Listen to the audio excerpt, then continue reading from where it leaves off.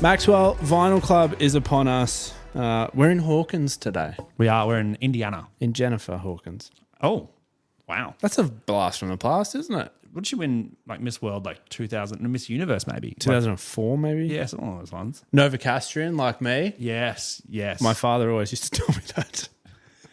Jennifer Hawkins is from Newcastle, you know? Didn't want to go for the Johns brothers. Oh, it was the John Brothers followed by Jennifer Silverchair. Hawkins.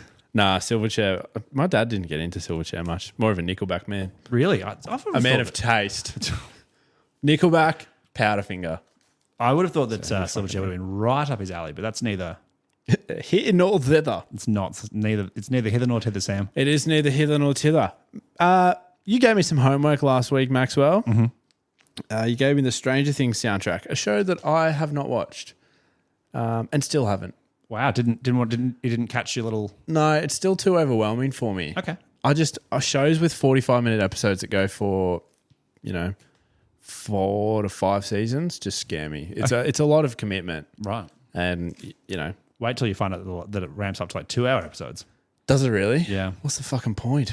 Little It's movies. just a movie. A couple of films, Sam. Yeah, but I did give this a listen, and I do have some key thoughts. Please. First of all, one of the things I love about TV shows is the way they sometimes integrate pop music and like not just pop music, but popular music into the soundtrack. I think it creates a bit of a familiarity and a bit of a bridge between pop culture and music. Yeah. Pop culture. Pop culture. But essentially, you think of songs like Moving to New York is synonymous with me with shows like The Inbetweeners. Yep. And then, there's been The Bear, for example, and their use of Radiohead songs. And that's sort of how I got into the Radiohead side of things. And Stranger Things does that in a really cool way. Mm-hmm. You go through some all-time classics on here, like Every Breath You Take by The Police, Should I Stay or Should I Go by The Clash, Girls on Film, Duran Duran. Banger. Time After Time, Cyndi Lauper. Like, it just creates familiarity. It creates a sense of like emotion, and I think it puts you in a time and place, and I think I can imagine that it helps relate to the action on the screen more and more. Boy, does it, Sam. Yeah. Not that I'd know. I haven't watched it. But I can imagine that's where it is because, music has this amazing ability to pull out emotion, to pull out feeling, to pull out time and place. And it works really well with the film medium is what I would say. Boy, does it. But I did actually listen to some of the originals on here. There's a lot of dialogue related ones in There's here. a bit of dialogue in there. Yeah. Quick detour for a second. For someone who hasn't seen the show, who has seen, I'm sure, plenty of memes, Yeah. and who has heard fair snippets of the dialogue, do you reckon you could pick the broad Characters? plot points? Yeah, I think I could. And I could pick who I like and who I don't like. Right. But, the original score it's very digital. It's not horror, but it's sort of dystopian in a way. It's a bit funky. It's a bit synthy. Sort of like, what's that famous, like 70s, 80s, the sci-fi one, the X-Files. X-Files, 90s. 90s. Yep. Wrong decades. But that's okay. Yeah, I was born late in the 90s, as you can tell. But yeah, it sort of gave me X-File vibes. Mm-hmm. I'll give that back to you because No I don't worries. really need to deep dive into the actual... Yeah, you can hold it. You're the placeholder. But yeah, it certainly paints a picture of what the show's like. Yeah. I am a little bit tempted by the show now more than ever. Mm-hmm. But I think, like I said, the key takeaways for me, and I can keep this one pretty short and sharp because, again, haven't seen the show. And a lot of these songs everyone knows like the back of their hand. Yeah. But I really like when shows integrate songs and sort of put a new spin on them. So that's what I kind of liked so far. I feel like there's some opportunity going forward to integrate some more DJO. Sort of goes without saying, doesn't it? But no, it was just a bit of a a trip down memory lane, if nothing else. Listening to like music that I grew up listening to.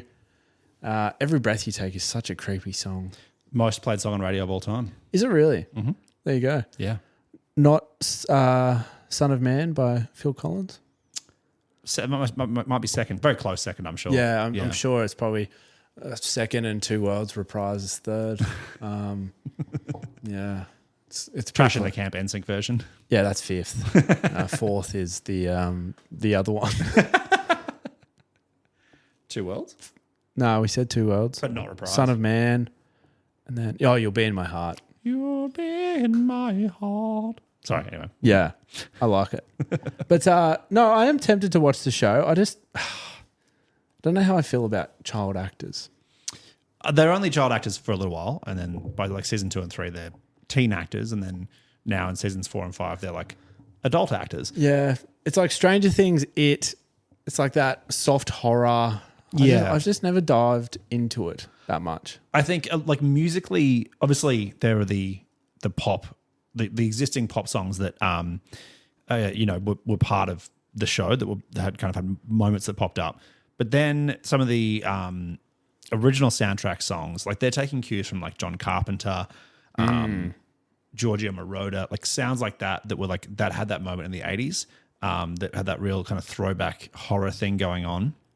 I wasn't far off when I said X-Files 80s. No, definitely in the right realm. Just the wrong decade Right. in reference to that show. But even like X-Files is kind of also throwing back to those things. So like, they're both taking notes from this. And I think one thing that I don't like without having watched the show that you wouldn't necessarily be aware of is the importance that music plays like in plot points in the show. So one of the characters, Will, is kidnapped and taken to the Upside Down, which is like the horror world.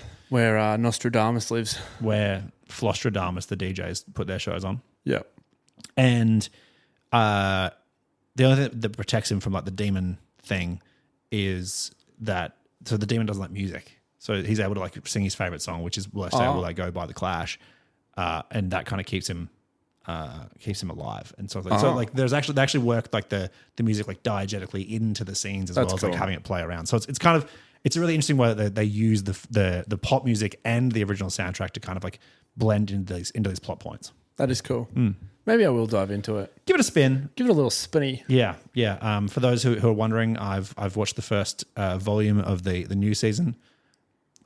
Millie Bobby Brown's acting is a bit weird, but that's okay. Otherwise, it's fine. It's pretty good. You haven't sold me. Edge of my seat for some of it. A couple of cliffhangers, I was like, ooh, hello. Hello, soldier. Hello. Well, speaking of cliffhangers, Yeah. my homework for you Yeah. is not a cliffhanger. It's a depression Oh, session. Cliff Richard and the Hangers. Cliff Richard and the Hangers. Yeah. No, I've given you a new purchase. I got this the other week at Rocking Horse Records. It is Floral Green by Title Fight. Okay. So this came out in 2012. You'll recognize some of the bigger hits like Head in the Ceiling Fan, Oh, yeah. Numb But I Still Feel It, Like a Ritual. Oh, yeah, just here, yeah. Yep. In between. There's a lot of big songs on here. But I think the key context with Title Fight is that they were very ahead of their time. So you think of bands like Basement, Balance and Composure, even... Hang on, let me just pull up Title Fight and I'll tell you. Pull it up. Super Heaven's another one. Super Heaven. Super Heaven. But, all right, so fans also like Basement, Super Heaven, American Football, Modern Baseball. Modern Baseball, Tiger's Jaw, Joyce Manor, like Citizen. There you go. So very Midwest, mid-2010s emo, Yeah. but possibly a precursor to some of that. Well, I was going to say like American Football were obviously before them, but Title Fight led the new wave, like led the new charge. Yep. And then from them came Basement, came Balancing Composure, came Super Heaven.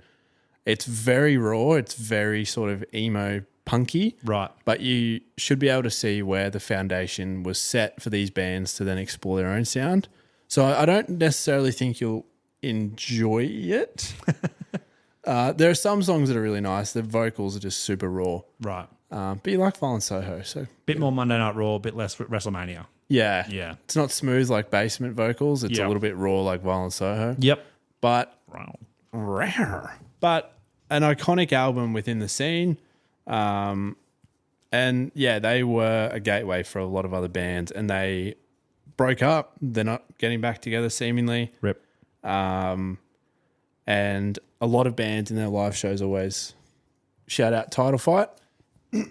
So give it a crack. All right. Well, that'll be next week's homework. Homework. Any vinyl thoughts for the week, Sam? Nah, I'm angling for a couple of Chrissy presents from Santa Claus. But no, I need to save money at the moment, which is a bit depressing. Yep, that's fair enough. And you, Maxwell? Look, nothing is jumping to mind, but yeah, I'll also have to put together a bit of a wish list. Bought a couple of Christmas albums to like when we were putting up the tree the Set other day. the tone. Yep, exactly. Stax Christmas. So you got some Otis Redding on there, some Booker T and the MGs, that kind of thing. Nice. Yeah, but other than that, no. Let's see what the Christmas season brings.